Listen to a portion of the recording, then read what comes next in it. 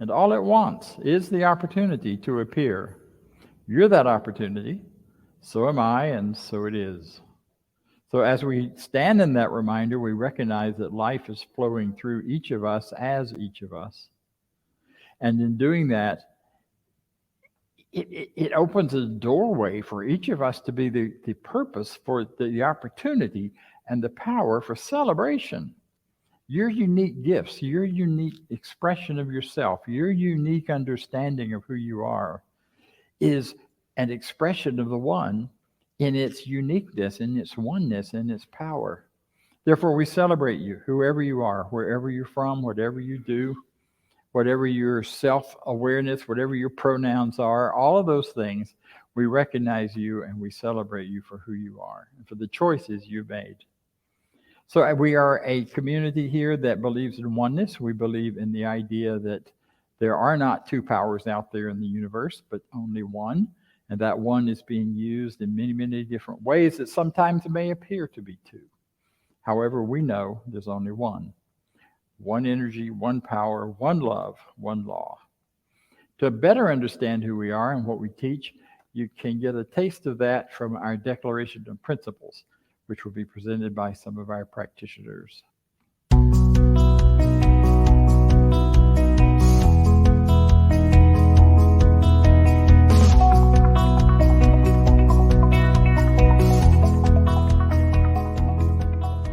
I believe in one God, one absolute power and first cause to all things. I believe that this power is perfect love and creates out of a desire to express love. I believe all thought is creative, and how I choose to think creates my personal experience. I believe in the unity of all life and the immortality of the individual soul, forever unfolding. I believe in the eternal goodness, the eternal goodness of God, the eternal loving kindness, and the eternal givingness of God to all. And so it is. And so it is. And so it is.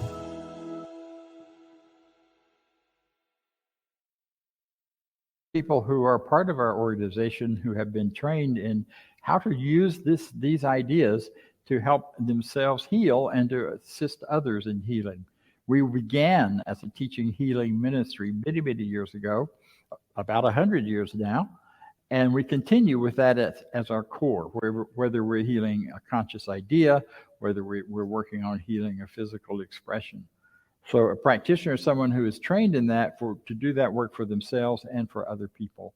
So today we have one of our lead practitioners with us who's going to come and share some good ideas and some good words, as well as take us into a spiritual mind treatment. Judy Ailey, thank you. Thank you. Mm-hmm. So this is on? Okay, awesome. All right, well, good morning, everybody. And I'm glad to be here this morning in person with you here. And of course, I'm glad to be with those of you who are joining us online for our service. However you are here, we are so glad that you are joining us today and we welcome you. We are continuing this month in our discussion of the topic of nature. And my understanding is that today is focusing on embracing the good in all things. I personally love this topic. For me, nature, the natural world, is such an obvious expression of spirit. In this teaching, we frequently say, God is all there is, or God is everywhere, or it's all God. And of course, this includes nature. For me, God expressing through nature is so obvious. And for me, when I am in the natural world or in nature, it surrounds me, I feel the oneness and connection with all of life and with spirit. There is a oneness that we experience on the physical level with nature because we know that all creation, including all of us, springs from the same source.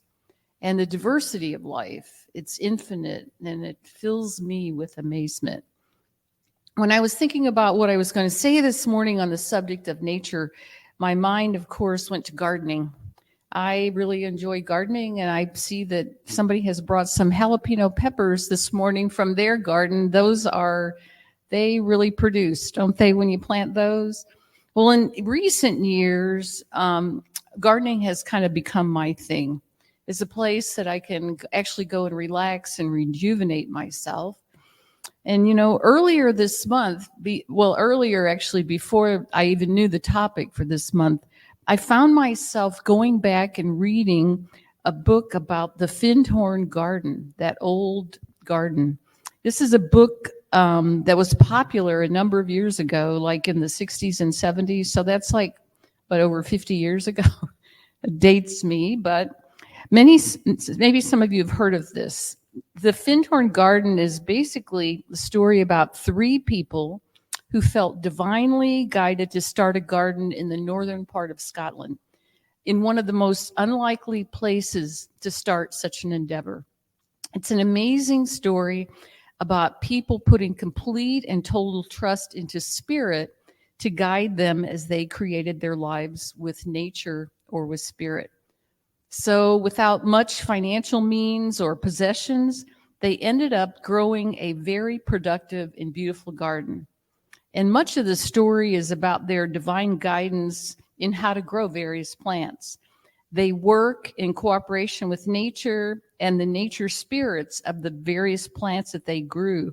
And they call them nature divas in this book. And as a result, the vegetables and other plants that they grew were fantastic. They were bigger and more beautiful than what had been traditionally grown in this inhospitable climate, where normally the growing season was short and it was a struggle to grow much of anything. But they followed divine guidance and worked in cooperation with nature and with spirit to create this garden. And as a result of this, a beautiful spiritual community grew. And eventually their focus became on growing and nurturing individuals through their co-creative guidance from nature and spirit. And it became a world-renowned spiritual community. So with those thoughts, I just ask us to ponder the idea of our oneness with nature or spirit and ask ourselves, what would we work with nature in a co-creative process to create for ourselves?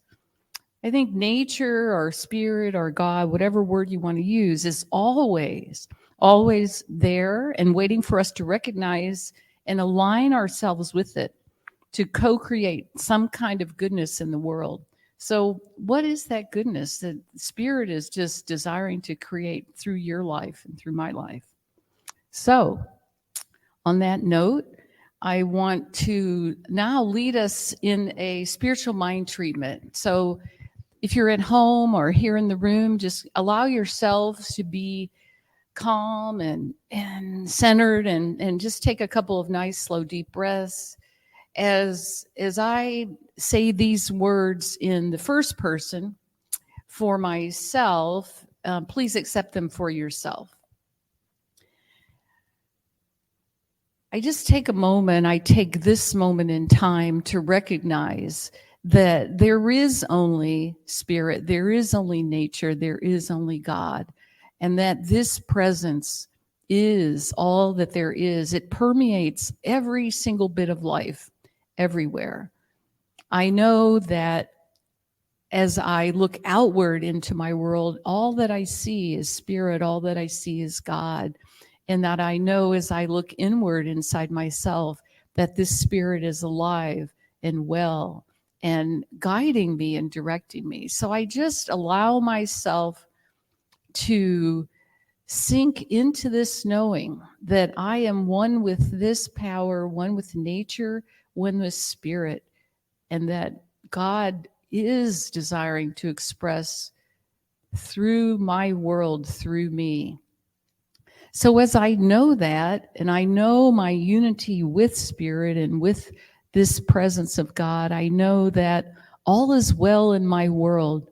I know that this presence and power can accomplish all things in my life.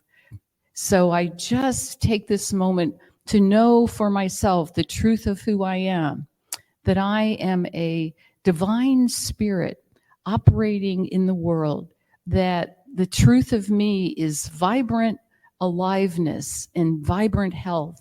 The truth of me, and I am grateful for all these truths of myself, that I am living a life of opulent abundance, that I am living a life of meaning and clarity, that I bring goodness to the world. So today I just take my desires and know that and claim that, yes, that they are fulfilled, that Spirit always says yes, that I am divided and divinely led in every step of the way. It may not seem obvious to me in the moment, but I put my faith and my trust knowing that this presence only desires the very best for me. I turn away from any idea that I am alone, that I'm victim to anything, that Spirit is withholding from me. I turn away from any idea like that, or that there's a necessity of struggle and strain and difficulty.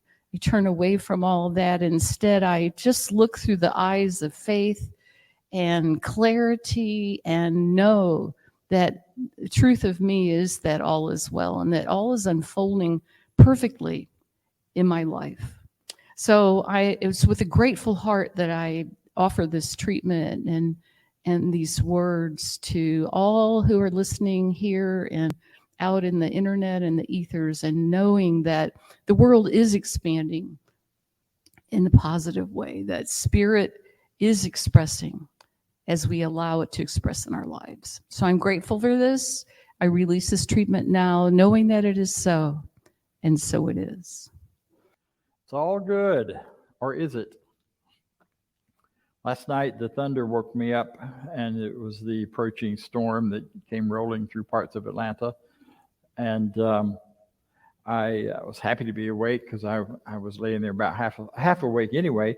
And so I thought, well, I'll get up and move my plants off the porch and out into the yard so they'll get the natural rain and I won't have to water them tomorrow. So I did. I got up and I went to the door, and as I looked out through the glass door to my little porch area, the combination of the water droplets in the air and the street light, and there was this amazing spider web right outside, coming to the side, not really in front of the door, but off to the side. And I looked at that and I thought, wow, this thing was huge. It covered that whole side of my porch area. And I knew I've seen spiders out there before, so I wasn't concerned about it. I just saw it and went, wow, that's pretty cool. And proceeded to open the door and step right out. And as soon as I did, this spider swung down on her web and landed right here in my face. And of course, she looked that big. She wasn't. She was only about that big. But in the middle of the night, half asleep, it was terrifying. And I thought, thank you, Spirit. You're giving me something to talk about tomorrow, because I didn't have an opener yet for this talk. Well, I didn't need that spider for an opener, but apparently I did, because it reminded me so much of my history with spiders, which has not been pleasant. When I was a little kid, my grandmother's house was kind of wet. It's Florida, and in Florida we got every bug there is, and they all come in the house every chance they get. And these spiders would be on the wall behind the toilet in her bathroom. So to go in there and use that facility, you had to back up closer to the spiders than I ever wanted to be. These were big. They looked this big. Of course, I was 7, 8, 9, so they weren't. They were probably about that big. But they showed up. As soon as you turned the light on, they looked like we scared them all, and they were those brown house spiders. They were completely harmless. They didn't do any harm to me. They were more scared of me than I was of them, although they didn't run away as fast as I wanted them to. So I kind of grew up with this kind of fear of spiders, and it stuck with me for a long time until I learned that spiders aren't so bad after all. And we all have these creepy crawlies in our lives and in our experience that gets our attention and wakes us up. And it might be spiders. It might be some other kind of bug. For many people, it's snakes. And we even have justification for that, because the Bible says it's okay to hate snakes. Doesn't really, but that's the way that got interpreted down through the years. That whole Adam and Eve and the snake thing, because, the devil is a snake.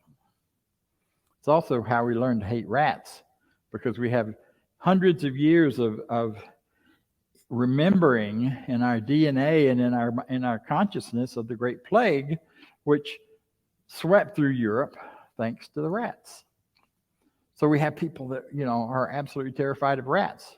The very thought or sight of one just sends you into apoplexy.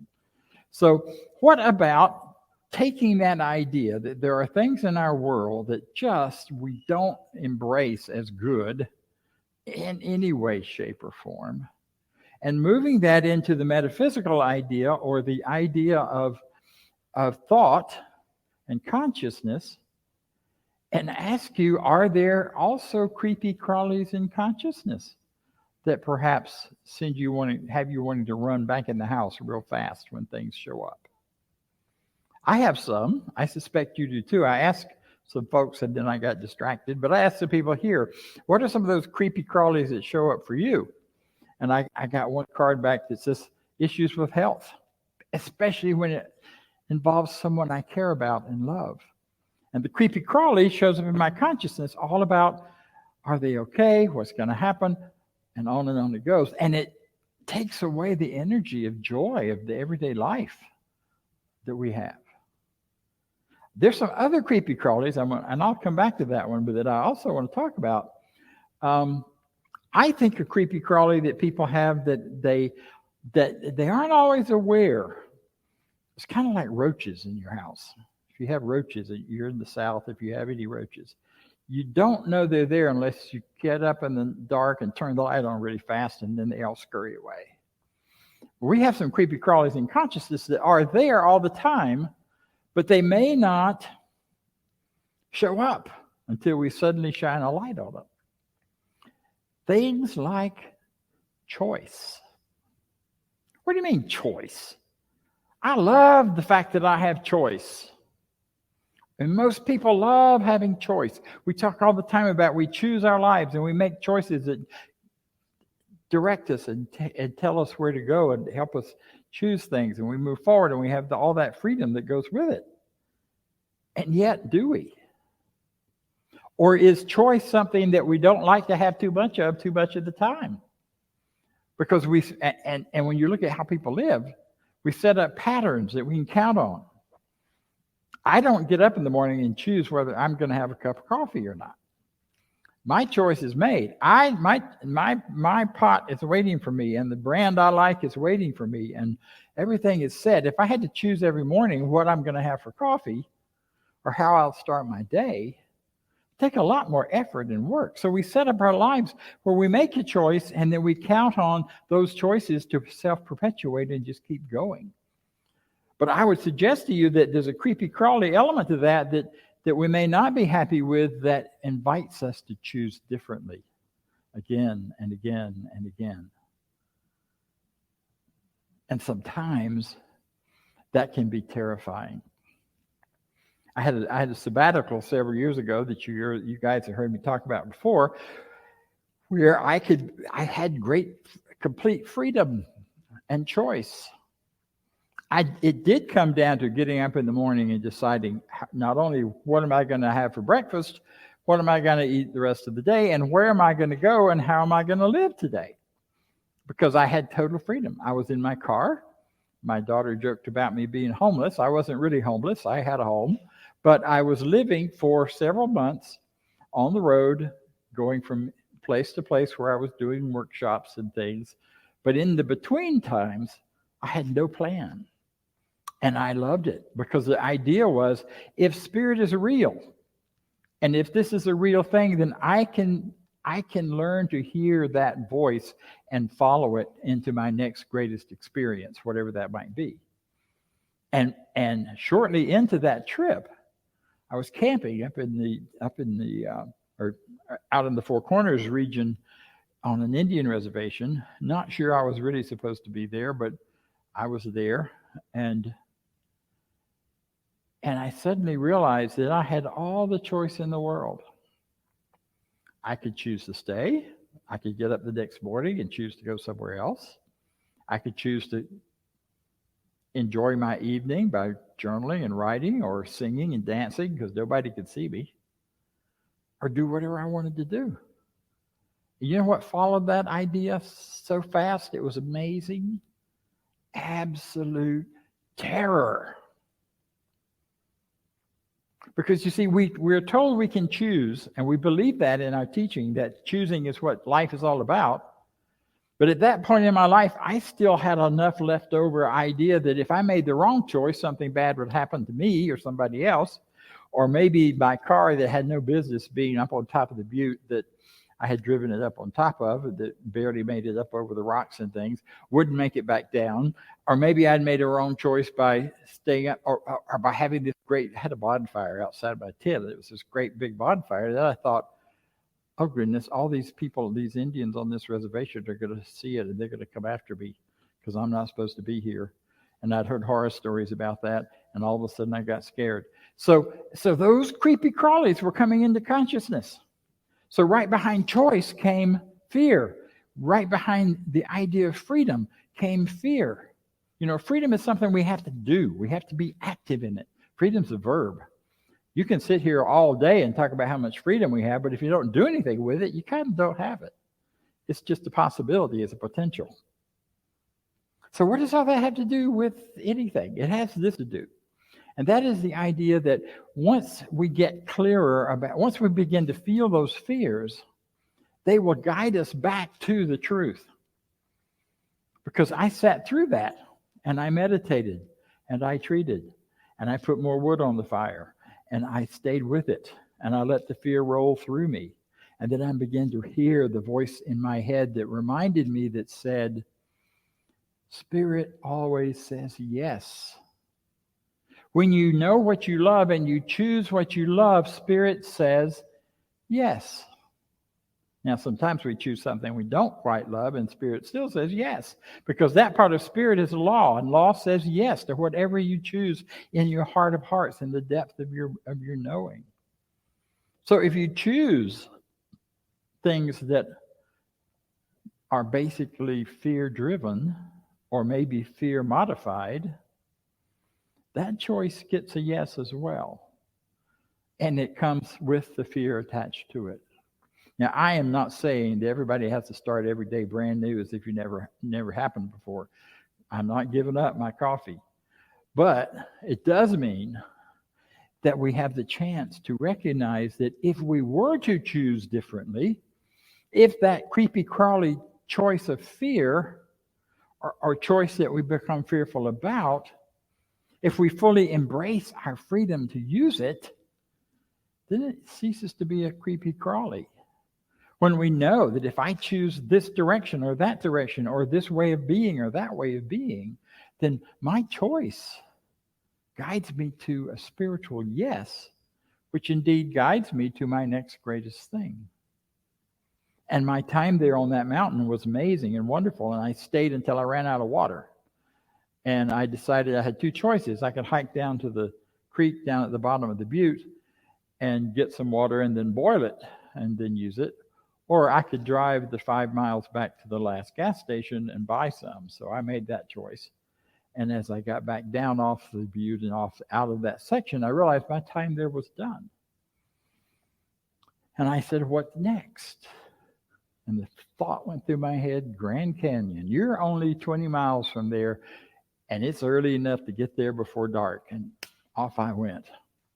The next best thing, the next good thing is always right there with the yes, right there behind the yes, right there ready to go.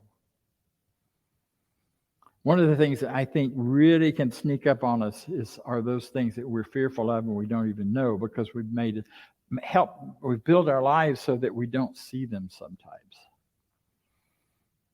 Perhaps you're afraid of your own anger, and so you always make sure you're not around any kind of anger that will explode. I don't like my anger. It shows up sometimes. But when I recently was in Florida and was chatting with some people, I ran into some furious levels of rage in folks I had never experienced up close and personal. I had seen it. And I have to say there were a couple of moments there where the fear kicked in for me that not afraid of them, but afraid of my response to them. That I would get right up in their faces like they were getting up in my face about politics and the world and all sorts of things that we were talking about that I didn't want to be talking about, and I couldn't figure out a way to get out of it kindly. So finally I just said, I got to go, and walked away. And walked away and took care of myself in the process. But that, and I'm glad I did, because my fear was giving me a signal that something was happening here that could get out of hand. Fear's not a bad thing. Fear guides us to our next higher good. Now, when it becomes so huge that it totally incapacitates us, yes, then we need to learn something different. But when it's just a creepy crawly that shows up and says, maybe this isn't safe. Maybe this isn't for you. Maybe this isn't what you need to do. Then listen. Now, I told you that my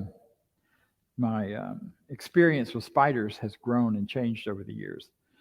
In the 90s, when I lived here in Atlanta, I met some folks who were involved with Native American spirituality, and I got really involved with that for a while, because my idea of spirituality is to learn all I can from anywhere I can, and I did. So I was working with a wonderful gentleman named, his Indian name translated meant walking crow, and we did some sweat lodges.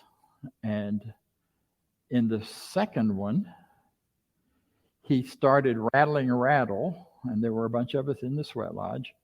He started rattling a rattle, and all of a sudden, all over the inside, and maybe it was a group hallucination, we all agreed we saw them, maybe they were physical, but as he rattled and chanted, spiders showed up all over the inside of that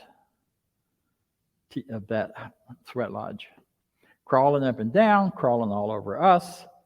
And he said, stay calm, don't be afraid. These spiders are grandmother spirits, and they're bringing health and healing. I had the forethought to sit still, even though I have to tell you that I wanted to run screaming out of there, because they were all over me. But the more they crawled, the more I felt loved, and the more I felt okay, and the more comfortable it was. And the person sitting next to me kind of leaned over and passed out. And I went, oh dear, he really went out, because it was really hot. It's one of those really hot things, they do it, they get you hot and they sweat and you hallucinate and do all sorts of things. But if it was, like I said, we all hallucinated the same thing thanks to the song and whatever, if it was a hallucination. But the spiders were crawling and they were all over us. And then he ended the chant, hit the drum once, and they disappeared. And along with that went my fear of spiders. So even though when I stepped out the door and was startled by that spider in my face, I was quickly over that and simply held up the part of her web and put her over on the door frame so she'd be safe. And I went back to the rest of my plan to put the plants out. The other thing I learned that day with that spider energy is it is all about intention and belief. Because we all came out of that feeling absolutely refreshed, alive, and full of energy, except the one young man sitting next to me who'd passed out. And we had to carry him out. And so we're sitting him up and we're rubbing his back and we're trying to get him revived, and he's breathing okay and that kind of stuff.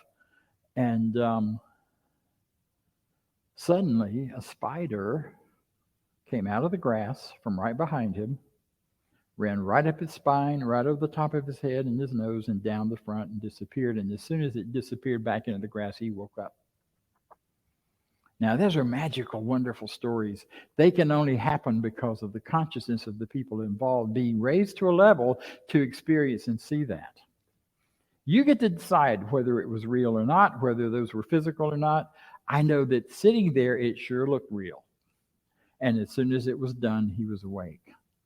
And grandfather, we talked to him about what he had experienced, and he just felt himself sink into the earth and disappear. And then he was pulled back out by a spider. So consciousness is an amazing thing. We are just cracking the surface of what consciousness can do and what consciousness knows about for us as human beings. So these creepy crawlies that we experience in nature are really there to push us beyond our limits, to push us beyond those comfortable places we have been so far, to guide us into a higher, bigger, greater way of speaking and knowing and believing. Back to the fear of health, the fear around health. You know, we get so caught up in what the doctor says, what the diagnosis says, how things are going to turn out based on that, that sometimes we forget there are other elements involved. I remember well my teacher saying that when the doctor tells you this is gone as far as it can or it's incurable, all the doctor is telling you is their limited knowledge. They're not telling you about anything about your ability to heal. And I have so many stories that support that. I had a dear friend, and before I was ever in this teaching, back as a Baptist minister, she was in my center, and her son, she worked in an emergency room at a hospital. Her son was brought in, having been in a horrible car wreck. His head was distorted because of the bones were broken, and his jaw was broken, and his face was squished. And they immediately started to work on him. And she was there in the emergency room when he was brought in. And they started with the life support, and they started with all these other things. She said, no, you're not going to put my son on a respirator. You're not going to do any of those things. If it is his time to go, he will go. If he can live, then he will live on his own terms. And then she began praying, and she called all of us and all of her prayer group, and we started praying and visualizing and imagining him return to perfect health. And I'm here to tell you that when he returned to perfect health, his head looked a little funny. He had a great sense of humor about it. His speech was sometimes a bit of a problem, but his spirit was huge. His love, his capacity to care, his capacity of love for others and his mother and his whole family. She said, in retrospect, it was the hardest thing she ever did. Can you imagine? Say, don't do this for my son? When all the science said we should. But her faith knew that if they started that, it would be the rest of his life. And she didn't want that for him. She fully believed that he could restore himself through the magic, through the ordinary everydayness of nature. We know now that the brain restores itself. The brain creates. We used to say, once you got all the brain cells you'll ever have, and now they start to die. Well, that's just not true. We know that now. The brain restores itself. The brain builds newness. We also know that other parts of the body can restore and rearrange what their function is. The brain can do that. What has always been the left side. If there's an injury, another part of the brain will pick up what the other part can't do anymore. And yet we are caught in those creepy crawlies that tell us that we're limited by what someone else says, that we're limited by what we thought we understood. We talked a few weeks ago that, today's magic is tomorrow's science. We are learning more and more how this body is such an amazing array of creepy crawlies.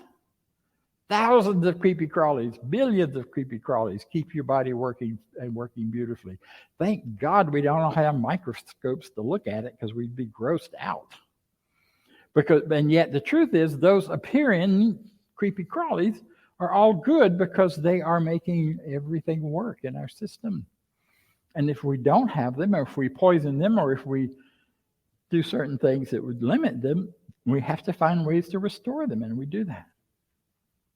See, the truth is, and the bottom line is, there is only good. It's all good. And that means your life is unfolding perfectly according to its greatest good. It also means that this physical life is only one part of it. Just like who you are as a person is only partly contained right here in this physical form. There's a consciousness that you live and move and walk in that is bigger than that, so much bigger than that. And you know it when you meditate. You know it when you get quiet, and you can sense and feel the parts of you that are bigger than where you are right now. When you meditate and you're back to being a teenager again, and you feel all of that energy and life flowing through you, and you know that that's still alive and well in you. Or when you project into the future, your aging process and where it will become and where it will go. And you stop all those creepy crawlies that tell you that just because you're older, you're less than. That's a nasty creepy crawly that's been going on in our culture. We are teaching people after a certain age, you're supposed to just start to fall apart, and it's okay, and you should. And if you're not, then you're not doing it right. And that's just not true. Look at 70 and 80-year-olds today compared to 20, 30, 40 years ago. We are living very different lives than our grandparents, only because they just didn't know yet that they could do that they could carry on with a kind of vitality. And they got tired. And they let those creepy crawlies take word in them, rather than using them to catapult themselves into a greater knowing, into a greater expression of life. So whatever the creepy crawlies are that are bugging you, however those bugs show up, I invite you to don't get out the bug spray, don't stomp them, embrace them, and find out what they're there to teach you. Find out what they're there to show you. If you had creepy crawlies watching the screen this morning in that opening song, which showed some pretty amazing things happening with the earth that are pretty uncomfortable, some of them. But if that sparks something in you to say, that's a creepy crawly I don't want to continue to see happening, then this is your chance now to put your heart, your soul, your action, your thought, your money, whatever, behind that cause that will change it. See what the creepy crawlies are telling you. See what the fear is telling you. See what the oh my gods are telling you. Because it's the message of moving you toward a greater expression of yourself. Because you are wonderful, so am I, and so it is. Thank you.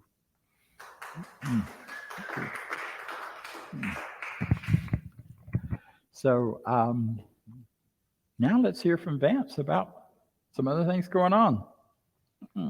Thanks, Dr. Bob. Awesome talk. It was funny, he was talking about spiders this morning, and there was one over by the board when I first came in this morning. I'm like, you can just hang out there, it'll be fine. So this teaching is so amazing, what we can learn and do and be in our lives. And with that, we share this message around the world, and I'd like to do our affirmation of prosperity. And you can donate at www.cslmidtown.org or click on the QR code and it will take you right to the donation site. You can do a one-time donation or set up an ongoing donation. So if you'll read with me, I live in a universe of abundance. As I freely and joyfully give, I join in the divine flow. And all that I share with life returns to me multiplied abundantly. And so it is. Back to Dr. Bob for announcements. All right. I don't have a lot of announcements. Most of them you probably already know about. We have a meeting on Tuesdays at noon, which is basically a prayer request, a time to discuss kind of what's going on in your life and what your request is for greater expression, greater truth, greater freedom. And it's online. It's on our Zoom meeting site, which is the one that we use for everything. We also have coming up in September, I'm excited to tell you that I'll be teaching a class called The Everyday Mystic. Now that may sound wacky and woo-woo to you, and if it does, then I invite you to come to the class to get over it, because it's not. This is an opportunity to look at this whole thing of mysticism, which has been so mysterious and so magical and so strange, and really take a look at how is that functioning in your life and my life right now.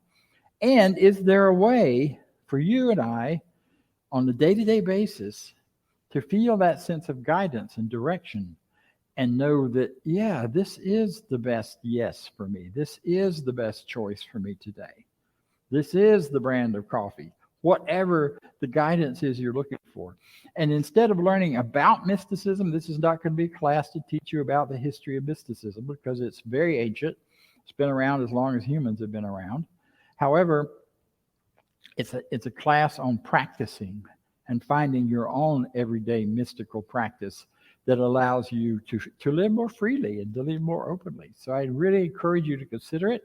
Next week, we'll have some more information up about how to sign up. But right now, you can go to our website, cslmidtown.org, and do that and register. And we've already got some folks registered for it. So I'm looking forward to this to be a great adventure in truth and in knowing. Okay, so here's the bottom line, the finish line, and that is our closing affirmation, which I know and truly believe is what is true for me, and I'm counting on it being true for you as well. So if you'd like to join me in reading it aloud, here it is. I leave this place now knowing something better than I knew before. I go forth into the world with a heart full of love and a mind full of good sense. I look at the world in a greater way, knowing I have within me everything I need to create the life I desire. Give thanks for this understanding, and I am grateful for the spirit of life that lives through me, and so it is. Thank you all very much for being here. See you next time. Oh, next week, Cynthia will be speaking. Too late. Anyway, she'll be here for those who are in the room, and we'll be speaking. I will be speaking to the community in Louisville, Kentucky,